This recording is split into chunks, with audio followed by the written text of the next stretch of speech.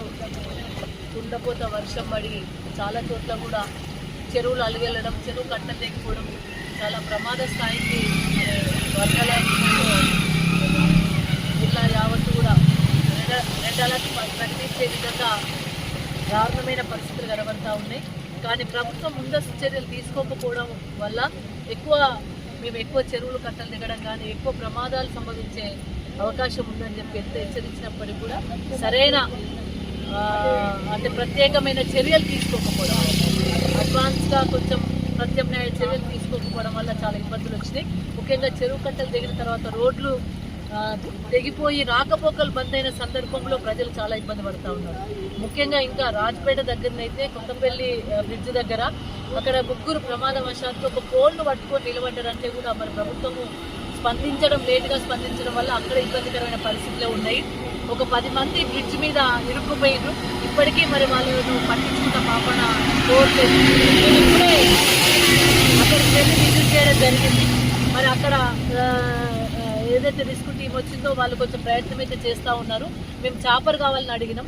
ఎందుకంటే గతంలో కేసీఆర్ గారు టేకలగడ్డల అప్పుడు ఏడుపాయల దగ్గర ఒక 10 మంది ఇరుక్కుపోతే వాళ్ళని తీయడం కోసం ఇమీడియట్గా చాపర్ పంపించడం జరిగింది. ఇప్పుడు కూడా వాళ్ళని రక్షించడం కోసం, వాళ్ళ ప్రాణాలే ముఖ్యం కాబట్టి ప్రాణాలు రక్షించడం కోసం చాపర్ కావాలని అడిగినాం. ఇప్పటి వరకైతే చాపర్లు రాలేదు. అయినా సరే రిస్క్ టీం అయినా సరే కొంచెం తొందరగా వాళ్ళను బయటకు తీసుకొస్తే బాగుంటుందని చెప్పేసినాం.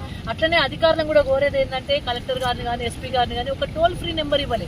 ఇప్పటి వరకు ఎక్కడైనా ప్రమాదం వచ్చినప్పుడు వాళ్ళు ఎవరిని సంప్రదించాలనేది తెలియకుండా పోయింది. కలెక్టర్ గారు జిల్లా ఆఫీస్లో ఒక టోల్ ఫ్రీ నెంబరు, మండలాల వారీగా టోల్ ఫ్రీ నెంబర్ ఇచ్చినట్టయితే ఎంపీడీఓలు ఎవరైతే ఎంఆర్ఓలు స్పందించినట్టయితే ఈ పరిస్థితి రాకపోయింది. చాలా చోట్ల ఇల్లు కూలిపోయింది, చాలా చోట్ల రోడ్లు వెళ్ళిపోయినాయి, చాలా చోట్ల ఏవైతే చెరువు కట్టలు తెగిపోయి ఊర్లకు ఊర్లు ఇబ్బందికరమైన పరిస్థితులు వచ్చినాయి. అయినా మరి ప్రభుత్వం అయితే సరైన పద్ధతిలో స్పందించినట్టుగా మేము భావించట్లేదు. ప్రజాప్రతినిధులు కావచ్చు, ప్రభుత్వం కావచ్చు సరైన రీతిలో స్పందించడం లేదు. ఇప్పటికైనా అలర్ట్ కాండి. ఇంకా ఉంది వర్షం, ఇంకా 4-5 రోజుల వర్షం ఉన్నట్టుగా వాతావరణ శాఖ హెచ్చరికలు జారీ చేస్తూ ఉన్నారు. అంత హెచ్చరికలు వచ్చినప్పుడు కూడా మీరు పట్టించుకోకపోతే ప్రజలు ఇబ్బంది పడతారు. నేను ప్రజలను కూడా రిక్వెస్ట్ చేస్తూ ఉన్నాను, దయచేసి మరి ఇట్లాంటి ప్రమాదం జరిగే అవకాశాలు ఎక్కువ ఉన్న సందర్భాలలో వాటర్ ఉన్న ప్లేస్లకు కొంచెం వెళ్ళడం తగ్గించాలని చెప్పి కూడా రిక్వెస్ట్ చేస్తూ ఉన్నాను. అన్ని చోట్ల అలర్ట్గా ఉండాలి.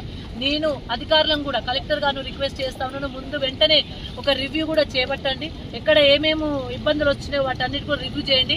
ఎలక్ట్రిసిటీ డిపార్ట్మెంట్ను అలర్ట్ చేయండి. ఎందుకంటే మెదక్ మాయా గార్డెన్ దగ్గర అక్కడ ఒక ట్రాన్స్ఫార్మర్ నీళ్ళలో పడిపోయింది. అదేవిధంగా వైద్య శాఖను కూడా అలర్ట్ చేయండి.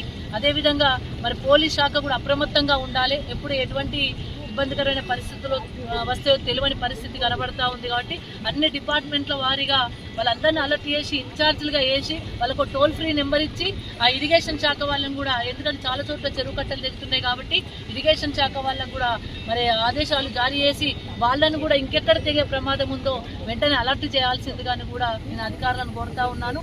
ఎందుకంటే ఇక్కడ ఉన్న ప్రజాప్రతినిధులు మరి పట్టించుకుంటారో తెలియదు, కానీ ఇక్కడున్న మరి పరిస్థితులను బట్టి చెప్పాల్సి వస్తుంది. కాబట్టి దయచేసి ఇప్పటికైనా మరి ప్రభుత్వం కళ్ళు తెరిచి, ఇంకా కామారెడ్డి మెదక్ జిల్లా ఇంకా రెడ్ అలర్ట్గానే ఉన్నాయి కాబట్టి రేపు కూడా వర్షం కురిసే అవకాశం ఉంది. కామారెడ్డి జిల్లాలో ఎక్కువ వర్షం పడితే కూడా మెదక్ జిల్లా కూడా ఎఫెక్ట్ అయ్యే ప్రమాదం ఉంది. కాబట్టి ఈ 2 జిల్లాలలో మరి రెడ్ అలర్ట్ ఉన్న సందర్భంగా ఇంకా అధికారులు సరైన చర్యలు తీసుకోవాలని చెప్పేసి కూడా నేను విజ్ఞప్తి చేస్తాను. ప్రజలంతా కూడా దయచేసి 2 రోజులు మీ ప్రయాణాలు ఏమన్నా ఉన్నా నీటి దగ్గర రోడ్లు ఏమైనా ఎప్పుడు కట్ అవుతో తెలియని పరిస్థితి వస్తుంది, చెరువులు తెగే ప్రమాదం ఉంది. కాబట్టి జాగ్రత్తగా ఉండాలని కూడా నేను ప్రజలందరినీ కూడా విజ్ఞప్తి చేస్తా ఉన్నాను.